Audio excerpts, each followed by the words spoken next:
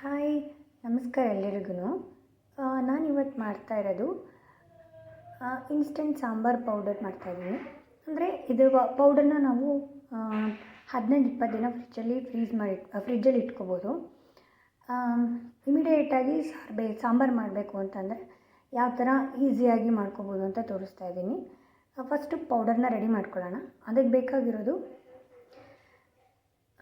ಒಣಮೆಣ್ಸಿನ್ಕಾಯಿ, ಒಂದು 5-6 ಒಣಮೆಣ್ಸಿನ್ಕಾಯಿ ತೊಗೊಂಡಿದ್ದೀನಿ, ಸ್ವಲ್ಪ ಬೆಲ್ಲ, ಉದ್ದಿನಬೇಳೆ, ಕಡಲೆಬೇಳೆ, ಇಂಗು. ನಾನಿಲ್ಲಿ ಯೂಸ್ ಮಾಡ್ತಾ ಇರೋದು SSP ಹಿಂಗೆ ಯೂಸ್ ಮಾಡ್ತಾಯಿದ್ದೀನಿ. ನಿಮಗೆ ಯಾವ್ದು ಹಿಂಗೆ ನೀವು ರೆಗ್ಯುಲರಾಗಿ ಯಾವ್ದು ಯೂಸ್ ಮಾಡ್ತಾಯಿದ್ದೀರೋ ಆ ಹಿಂಗನ್ನ ಯೂಸ್ ಮಾಡ್ಬೋದು.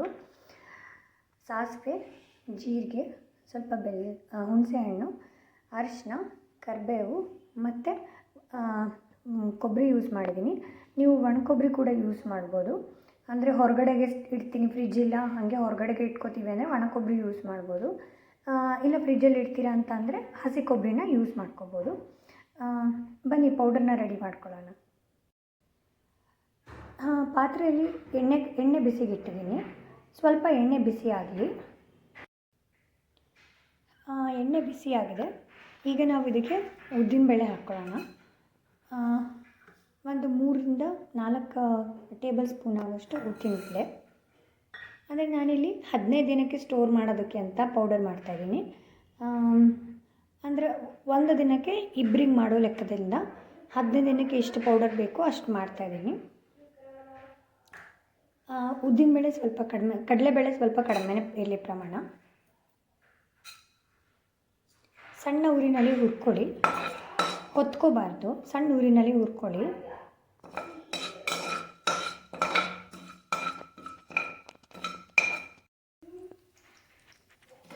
ನೋಡಿ, ಸ್ವಲ್ಪ ಕೆಂಪು ಬಣ್ಣಕ್ಕೆ ಬಂದಿದೆ. ಕೈಯಲ್ಲಿ ಸ್ವಲ್ಪ ಹುರಿ ಅನ್ನಿಸ್ತಾ ಇದೆ. ಈ ಥರ ಆಗಬೇಕು. ಅದ್ರ ಜೊತೆಯಲ್ಲೇ ಸೈಡಿಗೆ ನಾನು ಇನ್ನೊಂದು ಒಗ್ಗರಣೆ ಮಾಡ್ಕೊತಾ ಇದ್ದೀನಿ. ಈ ಒಗ್ಗರಣೆ ಏನಕ್ಕೆ ಜೊತೆಗೆ ಸಾಂಬಾರು ಮಾಡೋದನ್ನು ತೋರಿಸ್ತೀನಿ. ಸೊ ಇದಕ್ಕೆ ನಾನೇನು ಮಾಡ್ತಾಯಿದ್ದೀನಿ, ಟೊಮೆಟೊ ಮತ್ತು ಹೆಚ್ಚಿಟ್ಕೊಂಡಿರೋ ಸೌತೆಕಾಯಿನ ಹಾಕ್ತಾಯಿದ್ದೀನಿ.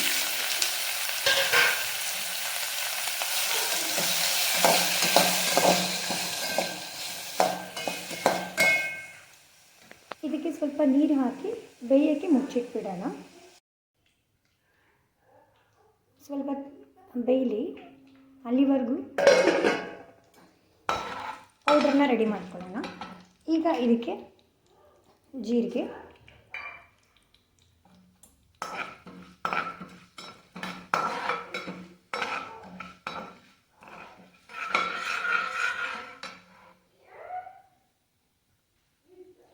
ಈಗ ಒಣಮೆಣಸಿನ್ಕಾಯಿ,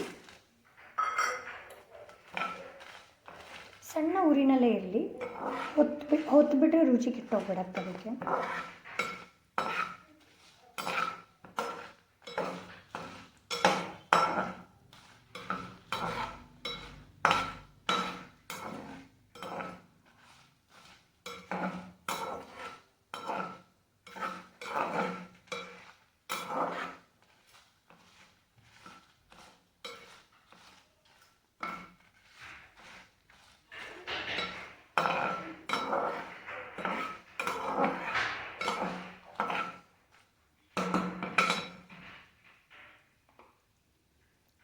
ಕರಿಬೇವು ಸೊಪ್ಪು,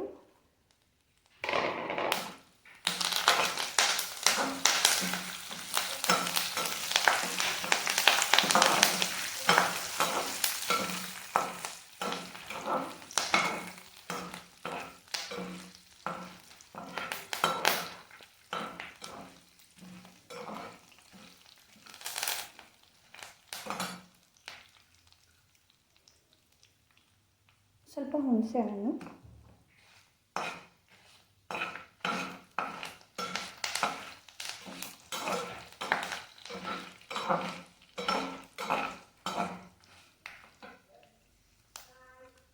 ಬೆಲ್ಲ,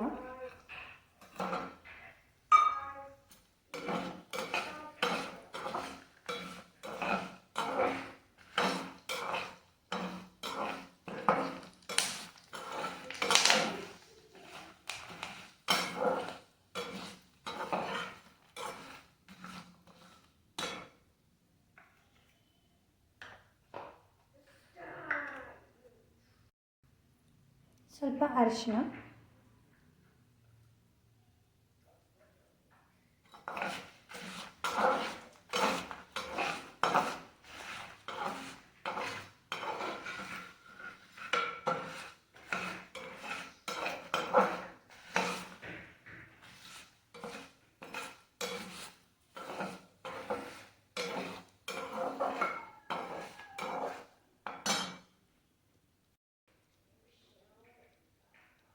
SSP ಇಂಗು,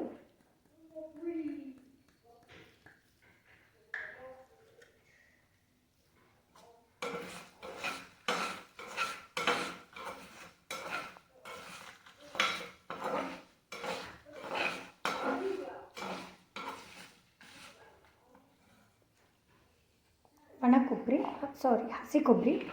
ನೀವು ಒಣ ಕೊಬ್ಬರಿ ಬೇಕಾದರೂ ಯೂಸ್ ಮಾಡ್ಕೋಬೋದು.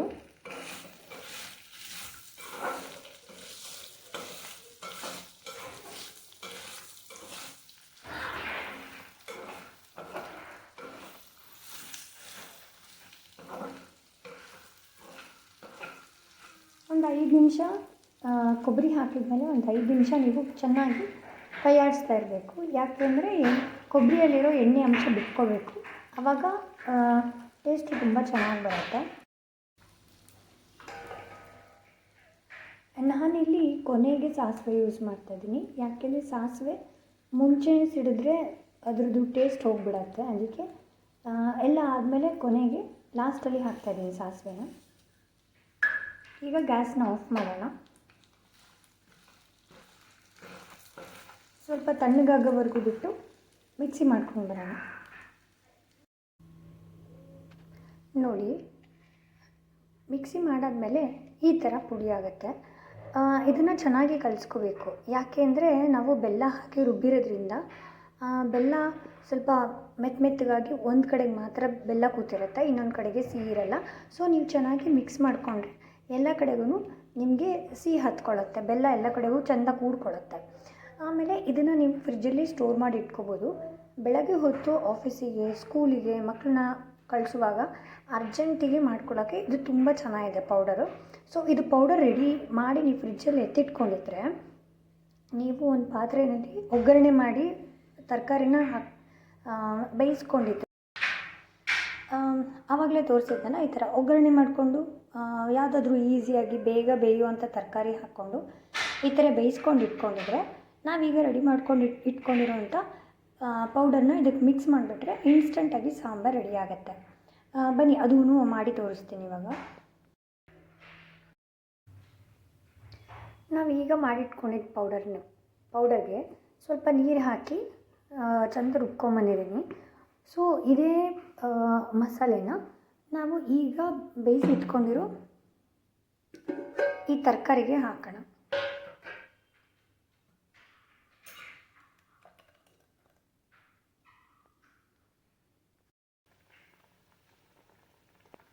ರುಚಿಗೆ ತಕ್ಕಷ್ಟು ಉಪ್ಪು, ನಿಮ್ಗೆ ಉಪ್ಪು ಎಷ್ಟು ಬೇಕು ನೋಡ್ಕೊಂಡು ಹಾಕ್ಕೊಳ್ಳಿ.